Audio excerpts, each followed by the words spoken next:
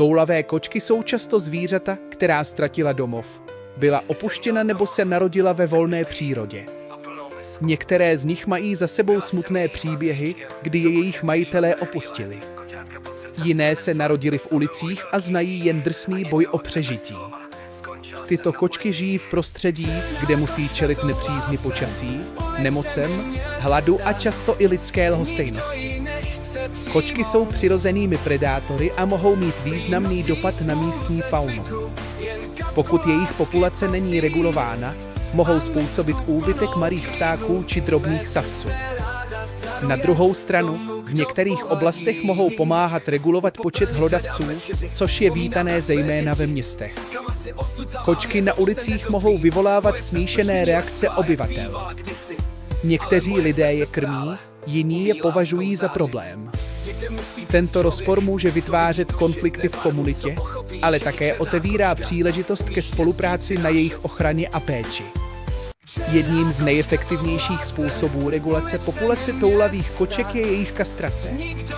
Tímto způsobem můžeme zabránit nekontrolovanému rozmnožování a snížit počet koťat, která končí na ulicích. Útulky a depozita poskytují kočkám zázemí, léčbu a šanci na nový domov. Bohužel však často bojují s nedostatkem financí, prostor a dobrovolníků. Vaše podpora, ať už finanční, materiální nebo osobní pomocí, může doslova změnit život kočkám v nouzi. Pro toulavé kočky je život na ulici nesmírně těžký.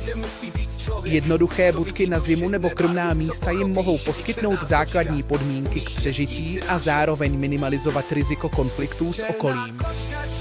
Podporou vzdělávacích programů, jako je například tato přednáška, můžeme šířit povědomí o problémech toulavých koček a motivovat další lidi k zapojení. Pomoc toulavým kočkám není jen o ochraně zvířat, ale i o nás samotných. Vytváříme tím soucitnější komunitu, kde respektujeme život ve všech jeho podobách. Péče o kočky, které neměly to štěstí, aby měli domov, ukazuje, že nám záleží na tom, jak žijeme společně lidé, zvířata i příroda. Dámy a pánové, každý z nás může být součástí změny. Záleží jen na tom, jakou roli si zvolíme.